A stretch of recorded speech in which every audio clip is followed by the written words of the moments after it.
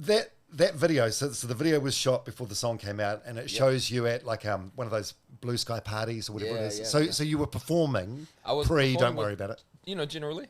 Yeah, he does the breakfast show on George. Yeah, good dude. Good friend of mine. Like he's a family friend actually. So he was helping me get into the music scene.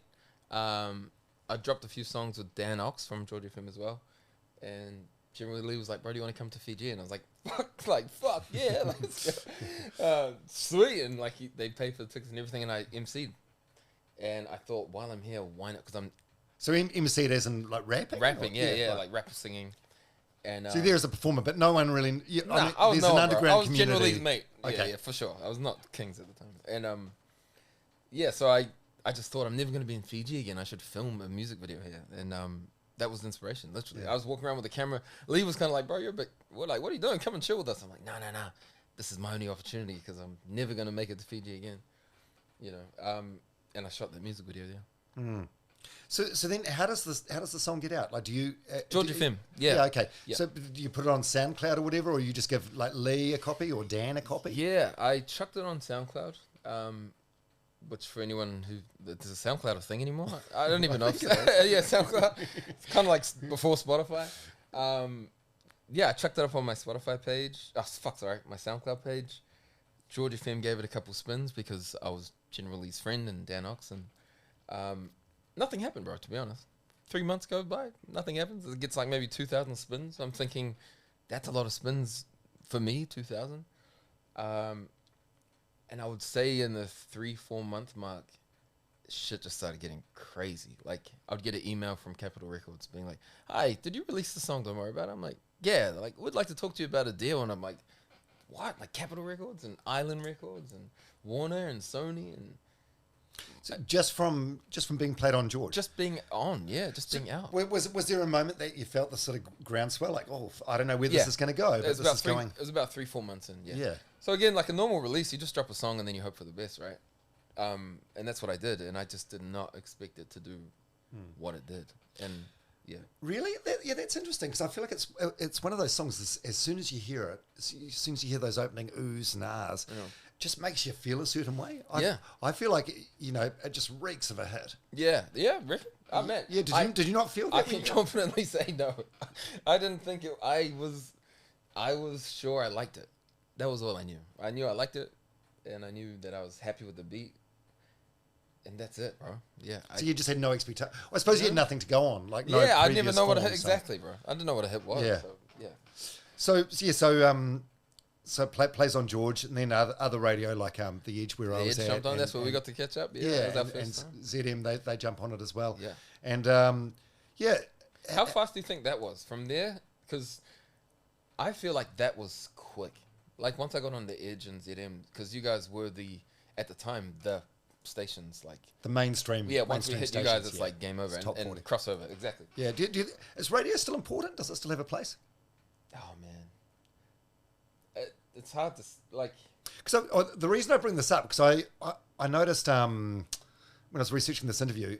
So don't worry about it. Massive on Spotify, but you've got a song called 6 Figures, which I'd hand on heart never heard of. Yeah, right. That's got more listens on Spotify. That's had no radio play. That did pretty well too, yeah. My FM jumped on that actually. Oh, did they? But okay. I don't think it was... The success of that song was, I guess the same thing, bro. Like I really enjoyed the process of making it. I liked the song. It was the first time I'd seen 6 figures in my bank account. That was literally why I wrote the song. 6 figures. What was that from? Like an advance from... It was a deal that I did, yeah. Wow. A deal when it was...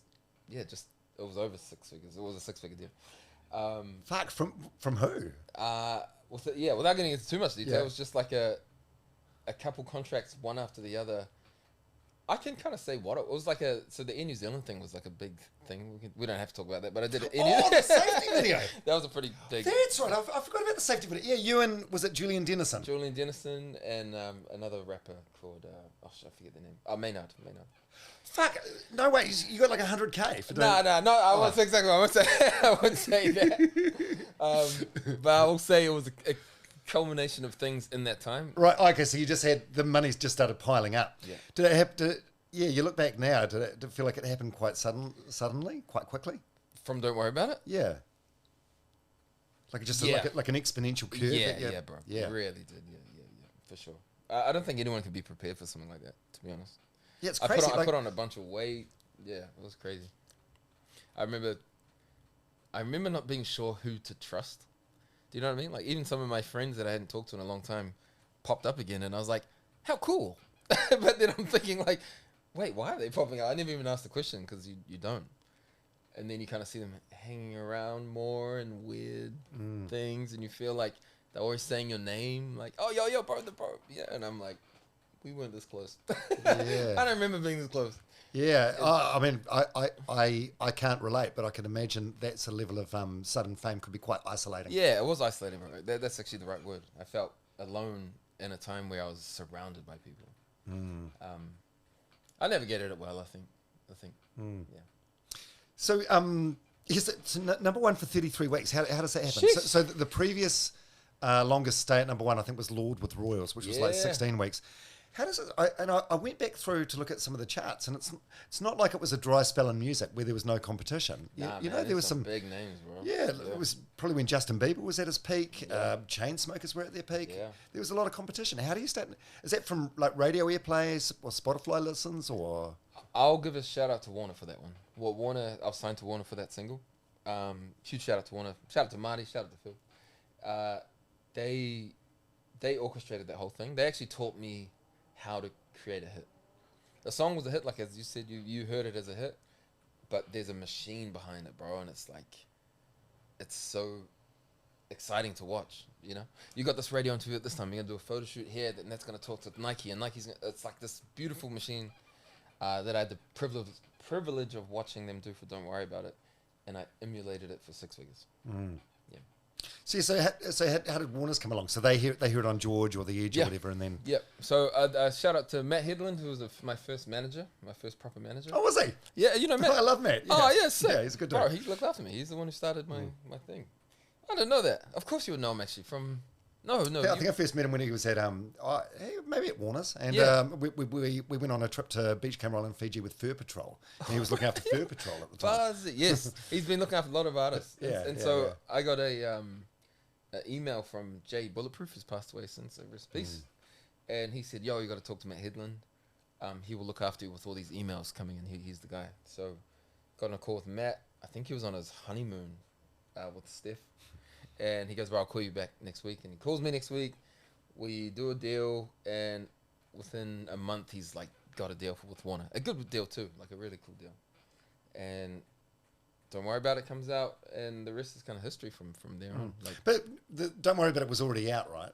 Yeah. Sorry, no. no. No. Yes, Don't Worry About It was already out on my SoundCloud, but it hadn't officially been released to radio. Yeah. And did they try and were they okay with the music video? No, no, they fucking hated it. Because I mean, it's you look at it now and it's like there's apps on your phone where you can put a video like that together. But I was the first one to do it. Yeah, I was going to say that you were the innovator. No one else was doing this at the time. I feel like, and it's so funny you say that. A lot of people thought that it was corny because like if you look at it, it looks like a home style video. It's like quite hoary almost.